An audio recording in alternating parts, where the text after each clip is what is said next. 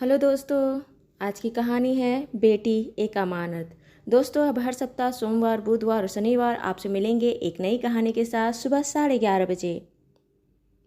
जयदेव जी सुबह जयपुर शहर अपने दोस्त के बेटी की शादी में गए थे। जब वहाँ शादी पर गए तो उनको अनुभव किया कि जब मैं यहाँ आया हूँ तो भले 2 घंटे के लिए सही, लेकिन अपनी बेटी के ससुराल में भी होता हुआ चला जाऊँ। उनकी बेटी शीतल की शादी जयपुर में ही अभी 2 महीने पहले ही हुई थी। शीतल जयदेव जी की लाडली थी, उनकी जान थी, उनकी आंखों का तारा थी। इतना आसान नहीं था अपनी बेटी को अपने कलेजे से अलग करके शादी करके उसे उसके ससुराल भेज देना। जो घर सुबह से शीतल की खिलखिलाती हंसी से गूंजता था, जहां वह हर सुबह अपने दिल की शुरुआत पहली नज़र अपनी बेटी के चेहरे को देखकर किया करते थे, वहां अब उनका मन नहीं लगता था। उनका अपना घर अपनी बेटी शीतल के बिना पराया लगता था। खैर, अपनी बेटी को देखने की खुशी से ही उल्लासित होते हुए वह अपने बेटे के घर की तरफ चल पड़े। उनको यह ध्यान भी नहीं रहा कि अगर मैं बेटी के घर आया तो एक बार पहले फ़ोन करके बता दो कि बेटी मैं आ रहा हूँ। अपनी बेटी के घर जाकर जैसे ही वो घर के बाहर के दरवाजे तक थे, उनको अपनी बेटी की सासू जी की आवाज़ आई। शीतल, ऐसे काम नहीं चलेगा। नंद का पैसा तो रखा भी नहीं जाता है, और तुमने तो उसका 2 तोले सोने का चेन भुला दिया। ऐसे थोड़े होता है। देखो उसे कब तक लौटा सकती हो। उसे जल्दी दो भाई। अब मैं बेटी को भी किस मुंह से कहूँ? भुलाया तो तुमने है ना, तुमको देना चाहिए ना। तुम्हारी नंद ने अपने सोने का चैन अपने गले से उतार के तुम्हारे गले पर पहनाई थी। उसकी अमानत तेरे पास थी, तुम्हें उसकी अमानत को ध्यान से अच्छे से रखना चाहिए था। ये गलत बात है। देखो तुम उसे कैसे दे सकते हो। या तो अपने सोने का गहना दे दो या फिर कुछ भी करो, पर उसे सोने का चेन दे दो। और हाँ, मेरे बेटे को परेशान करने की ज़रूरत नहीं है। मेरा बेटा तुम्हारी गलतियों के लिए सज़ा नहीं भुगतेगा। तुम हार घुमाओ और मेरा बेटा तुम्हारी भरपाई करे। सासू जी की आवाज़ आना बंद हो गया। जयदेव जी बाहर में बहुत देर तक सन्न खड़े रह गए। क्या सुन रहे हैं और क्या हो रहा है? बहुत देर तक सोचे कि मैं क्या करूं, जाऊं नहीं जाऊं, फ़ोन करूं नहीं करूं। फिर उन्होंने खुद को बोला, नहीं, जब ऐसी बात है तो मुझे बेटी को मिले बिना नहीं जाऊंगा। नहीं, और यह जानना भी ज़रूरी है कि बात क्या है। वह सीधे घर के दरवाजे पर गए, लॉक किया घर का दरवाज़ा। उनकी बेटी शीतल दरवाज़ा खोली। शीतल अपने पिता को देखते ही एक क्षण के लिए भूल गई कि वह कहाँ है। अपने पिता को देखते ही उसका आंख भर गया। उसके आंसू लुढ़क पड़े और अपने पिता के गले लग रो पड़ी। उसके पिता उसके पीठ पर हाथ से थपथपाते हुए उसे प्यार किए, उसके सर को चूमा। बोले, हाँ बेटा, जयपुर आया था, एक दोस्त की बेटी की शादी में आया था। ऐसा दिमाग में नहीं था, लेकिन जब यहाँ आया तो मन हुआ कि अपनी बेटी को मिलता चलूँ।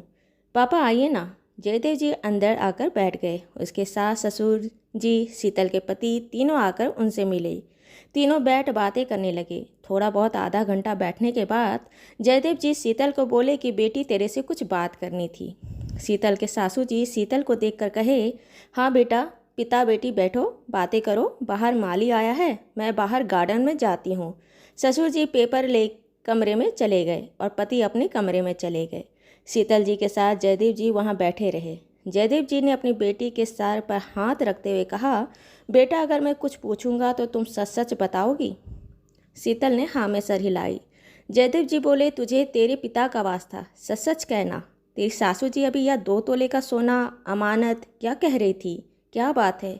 शीतल तो पहले सकपका गई, लेकिन कहे तो क्या कहे। बोली, आपने अपना वास्ता दिया है पापा, मैं आपसे झूठ नहीं कहूँगी। मैं आपको बताना तो नहीं चाहती थी, लेकिन जब आपको पता चल गया है तो मैं आपसे छुपाऊंगी भी नहीं। दरअसल बात यह हुआ था कि जब मैं यहाँ शादी करके आई थी, उसके दूसरे दिन यहाँ पर पड़ोसी घर मोहल्ले वाले के औरतों और लोगों को बुलाया गया था मेरी मुँह दिखाई के लिए। मैं शाम के समय पर तैयार हो रही थी। फंक्शन का समय शाम के 5 बजे था। सब आने वाले थे। मैं 4 बजे लगभग तैयार हो गई थी तो मेरी ननद आई। उन्होंने कहा, भाभी आप बहुत सुंदर लग रहे हो। वह मुझे बाहर हॉल में लाकर बैठाने लगी तो उससे पहले उन्होंने अपने गले से एक 2 तोले का सोने का चेन उतार कर मेरे गले में पहनाई। भाभी आप पहनो, अच्छा लग रहा है, लोग देखेंगे तो अच्छा लगेगा। मैंने उन्हें मना भी किया तो उन्होंने कहा, अभी पहनो, बाद में ले लूँगी। उन्होंने ही मुझे पहनाया। मैं वहाँ फंक्शन में बैठ गई। मुँह दिखाई होता रहा। फंक्शन ख़त्म हो गया। मैं फंक्शन से जाकर अपना ड्रेस बदलने लगी तो मैंने देखा कि मेरे गले में चेन नहीं था। पापा वह पता नहीं कहाँ गुम हो गया। अब सासू जी कह रही हैं कि नन्नत का चेन था, तुम्हें बहुत प्यार से पहनाया था, तुमने इसका ध्यान नहीं रखा, वह उसका अमानत था, तुम उसे खो दी, अब मैं कहाँ से दूँ। कहती है मेरे बेटे को परेशान नहीं करना, मेरा बेटा तुम्हारी गलती का भरपाई क्यों करेगा, तुम्हारे किए हुए गलती का सज़ा मेरा बेटा क्यों भुगतेगा। मैं क्या करूँ पापा। जयदीप जी को पहली बार बहुत अफसोस हुआ कि उच्च घराने में अपनी बेटी का पालन पोषण किया, इतना नाज से पढ़ाया, किसी चीज़ की कमी नहीं हुई, इतना ऊंचा घर देखकर ठाट बाट अमीर घराना देकर अपनी बेटी की शादी की, लेकिन सोच कितनी घटिया है। जयदीप का परिवार बहुत बड़ा परिवार था, उनका संयुक्त परिवार था। जयदीप जी और उनके 3 भाई एक साथ एक ही घर परिवार में रहते थे। जयदीप जी, उनकी पत्नी, उनकी भाइयों की पत्नियां, उनके माता पिता और चारों भाइयों के बच्चे, पूरा घर नहीं पूरा कुनबा लगता था। बच्चे बहुत ही लाड़ दुलार से बड़े हुए थे, किसी चीज़ की कमी नहीं थी। घर परिवार में एक दूसरे से प्यार था, पैसों की कमी नहीं थी। बस एक चीज़ का ढोल बहुत ज़्यादा था कि हमारे घर का परंपरा, हमारे घर का संस्कार, हमारे घर का रुतबा। इसकी वजह से उस घर में लड़कियों को पढ़ाया तो जाता था, लेकिन वह कभी भी लड़के और लड़की की स्कूल में नहीं पढ़ते। वह हमेशा बेटियों को लड़कियों के स्कूल में पढ़ाए। उनका कॉलेज लड़कियों की कॉलेज में करवाया गया। शीतल पढ़ाई में बहुत अच्छी थी, बहुत अच्छे परसेंटेज लाई थी और वह चाहती थी कि वह अपने जगह के फेमस कॉलेज से पढ़ाई करे। लेकिन जयदीप जी ने अपने घर का परंपरा का हवाला देते हुए कहे, नहीं बेटा, हमारे घर में ऐसा नहीं होता, और शीतल को मन मारकर लड़कियों के कॉलेज वीमेंस कॉलेज में एडमिशन लेना पड़ा। वहाँ भी उसने अच्छे से डिग्री ली, अच्छे परसेंटेज से पास की, आगे अच्छी जॉब मिली शीतल को। लेकिन जयदीप जी ने आगे नौकरी करने की इजाज़त नहीं दी। बेटा क्या कमी है, हमारे घर में कोई कमी नहीं है, और जिस घर में तुम जाओगी वहाँ भी किसी चीज़ की कमी नहीं होगी। आज उन्हें अपने घर का परंपरा और संस्कृति का लेकर बहुत अफसोस हुआ कि वह अपनी बेटियों को हमेशा यह कहा करते थे कि बेटियां तो अमानत होती है दूसरे घर की, अपने पति की अमानत अपने माँ पिता के घर में होती है, अपने दूसरे घर का अमानत है, पराया धन है। उनको बहुत हिफाजत से, बहुत प्यार से, बहुत खुशी से पढ़ाते हैं, रखते हैं। आज उन्हें अपने सोच पर अफसोस हुआ। नहीं, बेटियां अमानत नहीं होती, बेटियां बेटियां होती है, और उसे जितना नाज से पालते हैं, जितना मन से शिक्षा दिलाते हैं, उतनी ही मन से उसे आगे बढ़ने का प्रोत्साहन भी देना चाहिए। अगर आज मेरी बेटी आज अपने दम पर कुछ की हुई होती तो आज 2 तोले का सोने का चेन का कीमत क्या है, नहीं दे सकती। क्यों? उसे अपनी सास का सुनना पड़ता। वह अपने पति को भी यह बात नहीं बता सकती कि आप सोने का चेन का पैसा दे दीजिए।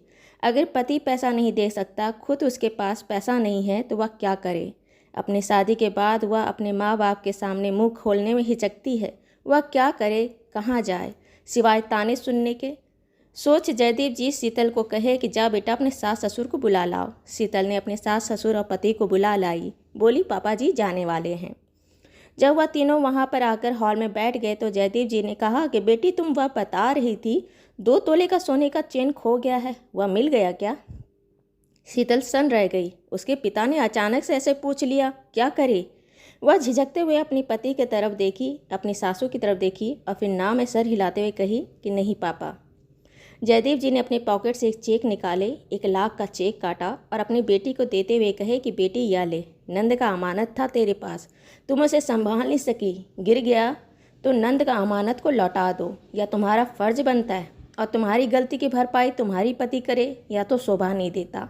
लेकिन एक बात मैं आप तीनों से कहता हूँ, मैं अपने घर में अपनी बेटियों की परवरिश की, हमारी संस्कृति, हमारा परंपरा, हमारा रुतबा से। लेकिन मैं हमेशा बच्चियों से कहा करता था, बेटियां तो पराया धन होती हैं, हमारी बेटियां तो अमानत है। अपने सास ससुर का, अपने पति की अमानत है हमारे घर में। मैं दूसरे की अमानत को, उसके पति की अमानत को हम माँ बाप अपनी बेटी को पालते हैं। उसकी शादी में, उसकी पढ़ाई में, उसका लालन पालन में, उसकी हर ख्वाहिश में पैसा बिना सोचे समझे खर्च कर देते हैं, यह जानते हुए भी कि हमारी बेटी पराया धन है, या जो पैसा खर्च कर रहे हैं यह कभी लौट के नहीं आएगा। फिर भी एक जाती हुई लक्ष्मी के लिए इतना खर्च करते हैं, इतना खुशी करते हैं, लेकिन जब वही लक्ष्मी अपने पति की अमानत अपने घर से खुद के पति के घर में आती है तो वह घर उसकी अपनी नहीं होती। ऐसा क्यों? समझ नहीं आई। आज मुझे अच्छा नहीं लगा। मुझे आज तक किसी चीज़ का अफसोस नहीं था, लेकिन आज मेरे मन में एक सवाल है और इस सवाल का जवाब नहीं है। मुझे आज बहुत बुरा लग रहा है। काश किसी दिन यह सवाल का जवाब मुझे मिले।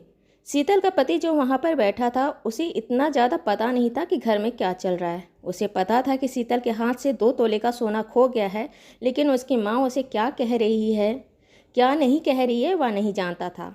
उसने अपने ससुर के हाथ से चेक को लेकर वापस कर दिया और कहा कि नहीं, आपने मेरी अमानत को बचपन से लेकर अभी तक बहुत हिफाजत से, बहुत प्यार से, बहुत स्नेह, संस्कार, धन, मोह, प्यार खर्च करके पाला है।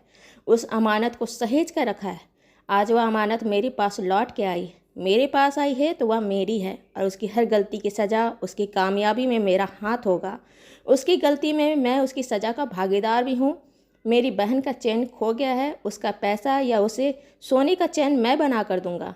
जयदेव जी चेक वापस लेते हुए उन्हें कम से कम इस बात का भरोसा हुआ कि चलो कुछ भी हुआ हो, लेकिन मेरा दामाद अच्छा है और पति बेटी का साथ देगा। वह उस घर से निकल के वापस लौट रहे थे अपने घर, लेकिन एक नई जयदीप बनकर। अपने परंपरा और सोच को लेकर अपनी बेटी को पालन पोषण तो करना है, लेकिन पराया धन और उसके पति की अमानत समझकर पालना नहीं है। दोस्तों, ये कहानी अच्छी लगी हो तो इसे लाइक करें, शेयर करें, सब्सक्राइब करें, और मिलते हैं एक नई कहानी के साथ एक छोटे से ब्रेक के बाद। धन्यवाद।